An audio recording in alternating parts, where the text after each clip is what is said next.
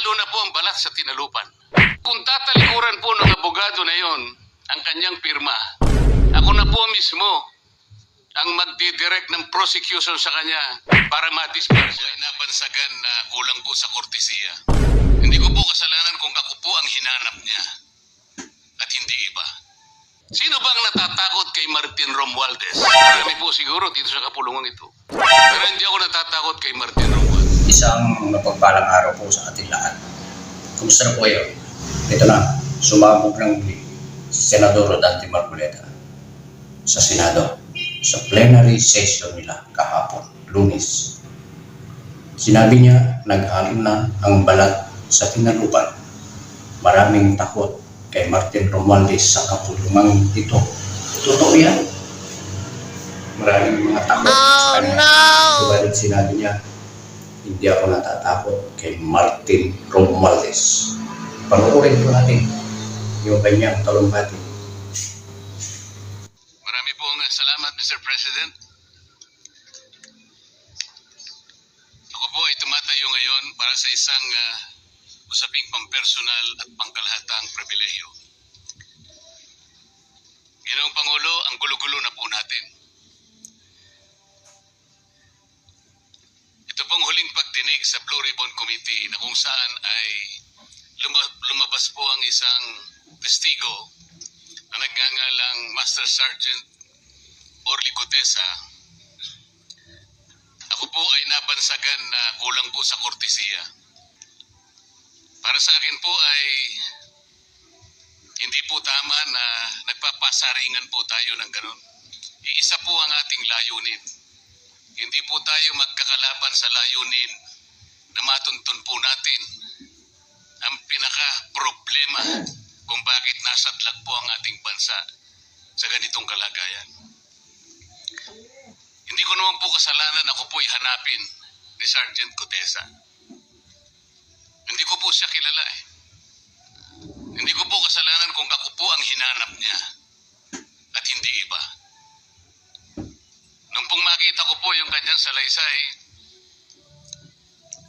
ang sabi ko lamang po sa kanya ay,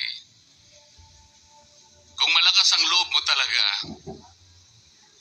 at naniniwala kang dapat mong gawin ito para sa iyong bansa, dalawa lang ang pwede mong gawin para sa akin. Ipanotaryo mo yan at kung malakas ang loob mo bukas ng umaga bago mag-alas 9, kailangan nandun ka na sa Senado. Alam po yung notaryo, para sa akin lang po yun eh. Gusto ko lamang siyang testingin kung talagang totoo nga ang kanyang mga gustong banggitin.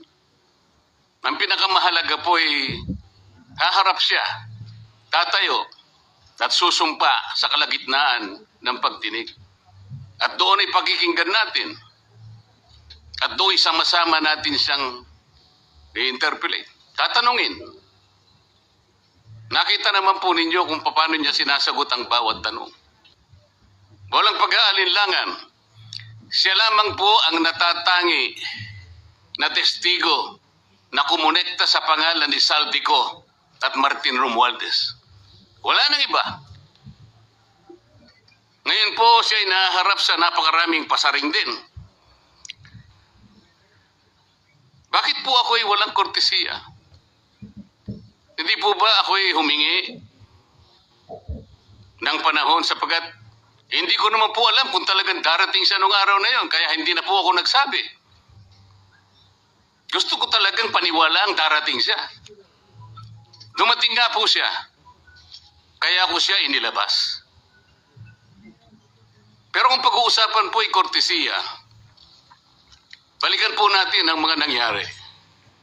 Nung ako po ay chairman pa ng Blue Ribbon Committee, nagkaroon po ng pagdinig. Unang pagdinig ay August 19, 2025. Isang araw bago po nagkaroon ng pagdinig ang Blue Ribbon Committee, ang ating pong kasama, si Senator Lacson, ay nagkaroon po ng posting. Babasahin ko po, August 20, 2025. The Senate Blue Ribbon Committee hearing yesterday is akin to the cart going ahead of the horse.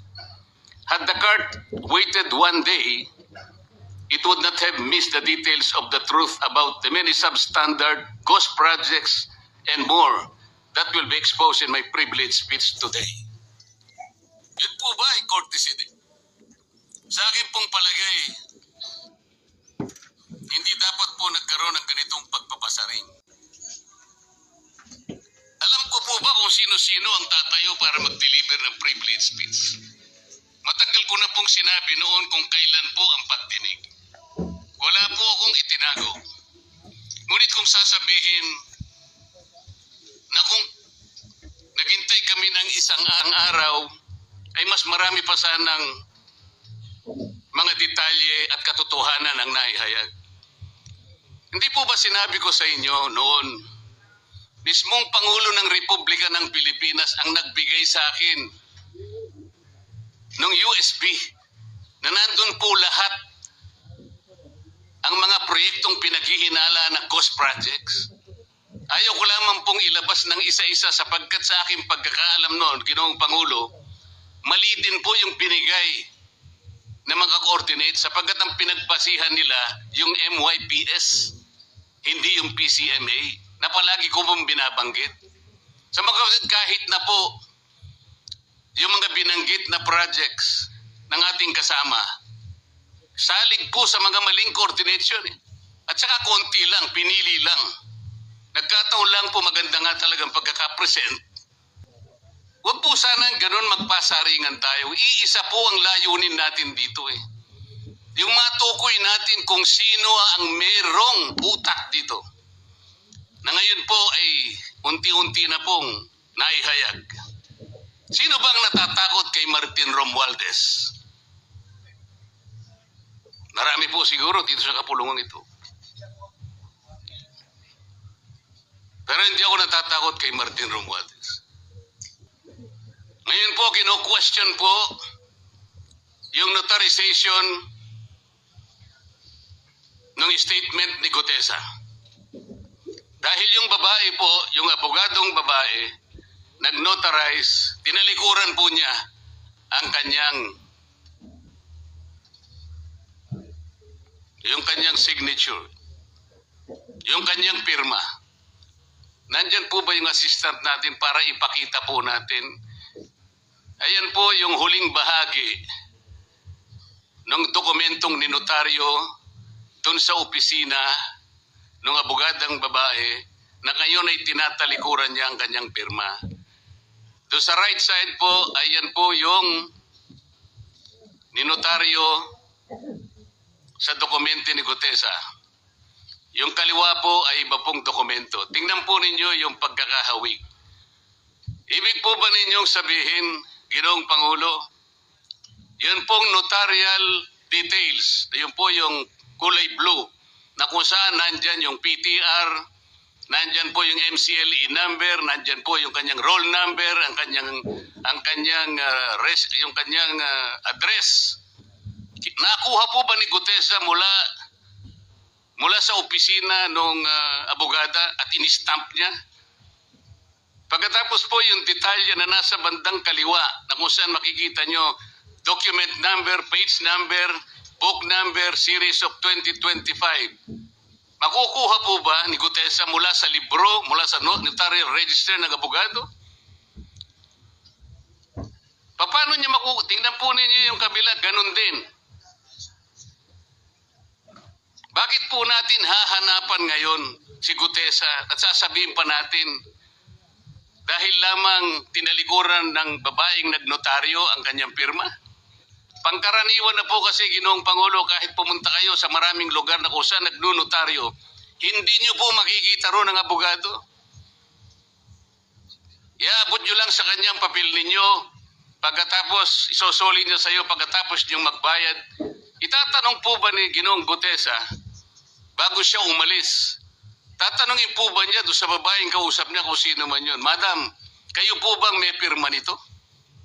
Wala pong ganun Ngayon, kung tatalikuran po ng abogado na yon ang kanyang pirma, ako na po mismo ang magdidirect ng prosecution sa kanya para ma-disbar siya sapagkat ginagamit po niya yung opisina na yon Pakita po ba natin, pwede po natin ipakita yung opisina, yung kanya, ayan po yung kanyang lugar. Ang opisina po niya ay sa Ermita, ngunit yan po ay ginagamit niyang address. Ayan po makikita ninyo. Notary Public 24/7. Ibig nyo sabihin, nandyan at hindi na natutulog yung abogado na yan. Sigurado meron siyang tao dyan na pumipirma. At ginagaya lamang nung kanyang staff o secretary yung pirma niya. Ganyan po palagi. Kalakaran, ngunit hindi tama. Sapagkat sa batas po ng notaryo, kailangan nakaharap po yung magnunotaryo sa nagpapanotaryo. Bakit po niya ngayon sinabi na hindi niya pirma yon? Maring hindi niya pirma, ngunit tinayaan niya kung sino man ang taong yon na ipirma yung dokumento. Kagaya po ng nasabi ko, naging academic na po yung notaryo sapagkat ang tao ay tumayo sa ating kapulungan. Binasa niya yung kanyang statement. Yung mga bayarang media nga po, sinasabi pa kino-coach ko pa Bakit ko po siya sinabihan na dahan-dahan siya? Dahil po nung panahon na binabasa niya na yung kanyang statement, sinusundan po namin yung kanyang binabasa. Binigyan ko po ng kopya ang chairman ng Blue Ribbon Committee. Binigyan ko ng kopya ang ating Senate President at yung aking katabi si Senator Gatchalian dahil 4 lamang pong original ang meron kami. Yung binabasa pala niya ay Xerox copy kaya may naputol sa baba. Gusto ko lamang pong ma-record ng totohanan. Dahil doon sa umpisa po niya, merong isang linya po siyang nalaktawan. Alam po ito ng mga kasama natin na sinusundan po habang binabasa namin. Doon sa pangalawa po, 2 linya naman po ang nalaktawan niya. Kaya gusto ko lamang pong maging maayos ang pagre-record ng kanyang statement. Ano po sabi ng mga bayarang media, hindi ko naman po nilalahat. Kaya ako po hindi nagpapa-interview sa kanila. Alam ko po ang karakter ng ating media ngayon. Nakakaawa na po ang kalagayan. Binanggit na po ng dating Senate President ang nangyari ito sa statement ni Diskaya. Siya ang kauna-unahang nagbigay ng statement na kung saan binanggit ang 17 congressmen. Ngunit nakakapagtaka. Hindi na po natin tinutuntun yung 17 na yon. Kagaya na nga sinabi ng Senate President, napupunta na, natutuon na yung pagtuntun sa mga kasama natin dito. Bakit po? Natatakot ba tayo kay Martin Romualdez? Siguro po yung iba sa inyo natatakot. Ginoong Pangulo, naghalo na po ang balat sa tinalupan. Bakit po? Ngayon ko lamang po nakita sa pagdinig ng Blue Ribbon Committee. Nandun po yung Justice Secretary. Hindi pa po natin natatapos na pagtatanungin yung respondent, yung resource person, na tayo po ang merong legal and physical custody. Hindi ko maintindihan kung bakit dadalhin niya sa kanyang opisina at pagbalik niya, meron na siyang supplemental affidavit. Ano po ba itong nangyayari sa atin? Meron na ba tayong alituntunin? Meron na ba tayong agreement sa pagitan ng DOJ at ang ang pag-imbestigang ginagawa natin sa Blue Ribbon Committee? Hindi ko na po maintindihan kung ang Blue Ribbon Committee is the investigative arm of the Department of Justice. Ang sabi ko po nung nasa ikalimang pagdinig pa lang tayo, sapagkat nakikita ko na po ito, kaya po naghangad pa ako sa ating chairman no na sana'y paraanin niya ako, meron lang akong gustong isang guni muna at pag-usapan sana muna. Hindi naman po ako nabigyan ng pagkakataon kaya nagkaroon pa po ng konting sagutan doon. Ito po yung gusto ko sanang ayusin muna, pag-usapan muna natin. Lalong-lalo na po ang kaugnayan natin sa bagong tatag na ICI, Independent Commission on Infrastructure. Ano po bang ugnayan natin dito? Hindi po ba tayo mag-uusap muna? Hindi ba tayo gagawa ng regulasyon muna? Meron po tayong mga doktrinang isinasaalang-alang. Nasaan na po ang institutional boundaries? Nasaan na po ang separation of powers? Nasaan na po ang system of checks and balances? Di ba natin isasaalang-alang ito? Dadalawang tao lamang po ba ang mamamagitan sa pagitan ng mga institusyon na ito? At mawawala na po kami sa picture? Are we supposed to be kept in the dark, Mr. President? Yung po, kung mo ba sinabi ng ICI na isa sa kanilang mga poder, kapag ka nag-request po sila, makakakuha sila ng impormasyon sa House of Representatives, sa Senate, sa Korte, sa Sandigang Bayan, at kahit sinong otoridad. Ibig ba sabihin wala na tayong opsyon na tumanggi? Kailangan po natin pag-usapan muna yon. Ang nangyayari po sabog-sabog na po eh. Baka nga yun ang isang dahilan kung bakit nag-resign po yung advisor na si Mayor Magalong ng Baguio. Yung pong mga pasaring, ito po yung nakakapagbigay sa atin ng hindi naman kailangang pag-aaway-away o pag-aalitan. Hindi po maganda sa ating panig ito. Tingnan lamang po natin yung interview sa DCMM ng ating kasamahan, chairman ng Blue Ribbon Committee, na ang mga host ay si Victoria Tulad at si Christian Yosores noong September 28, 2025. Ang tanong po nila, ilang hearings pa ang nakikita ninyong gagawin ninyo? Ang sagot po ng ating kasama, Senator Lacson, yun ang hindi ko pa masabi. Dahil kung may bagong lumalabas na mga testigo at masustansya yung sasabihin, meron pang mga kakulangan na dapat na mapunuan, magtawag tayo ng pagdinig. Tama naman po yun. Pero ito pong pangalawang saknong, ang sabi po, pero kung paulit-ulit lang at masa-sidetrack o kaya palihis yung direksyon ng inquiry, yun ang i-assess namin kasi medyo lumihis na. Ano po yung lumihis? September 28, dito lumabas si Master Sergeant Orly Gutesa. Lumihis po ba o dumiretso? Mula kay Saldico, ikinonekta po niya kay Martin Romualdez. Sa akin palagay, dumiretso po, hindi tayo lumihis eh. Pagkatapos tinanong pa po, do you think po coach po si Gutesa? At iba pong observation baka si Senator Rodante Marcoleta dahil parang sinabihan siya nung nagbabasa siya. O nalimutan mo, balikan mo itong paragraph na ito. Naipaliwanag ko na po kung bakit ko lamang sa sinansala at sinabi kong balikan mo sapagkat meron nga po siyang nalalaktawan base po sa sinusundan namin na binabasa niya na dokumento. Ang sagot po ni Senator Lacson, medyo natawa pa nga siya, kayo nang humusga sa lahat ng yan, tayo nag-viral na. Siguro, ang sasabihin ko na lang, yung hula nyo, yun ang hula ko. O hula ko, hula nyo. Parang, your guess is as good as mine. Hindi po maganda yung inference eh.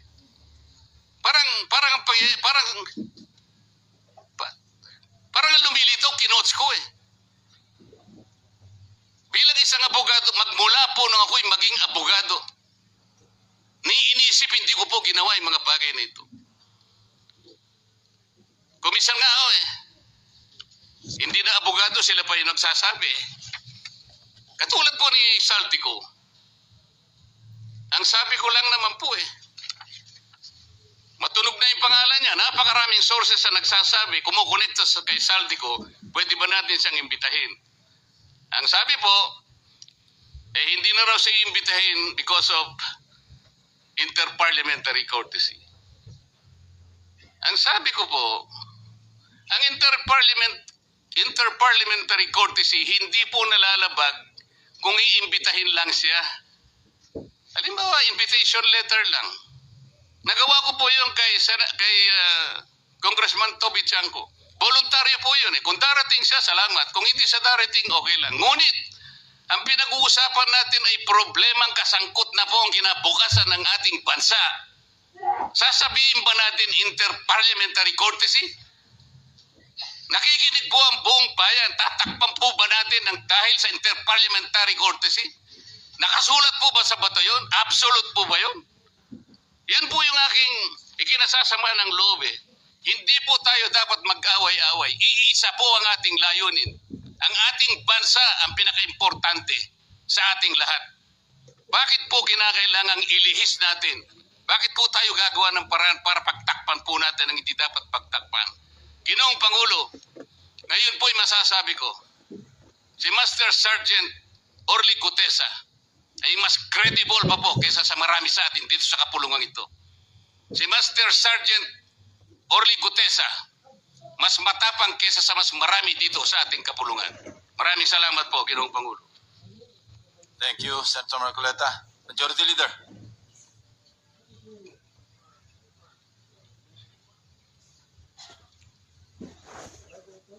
Mr. President, I move that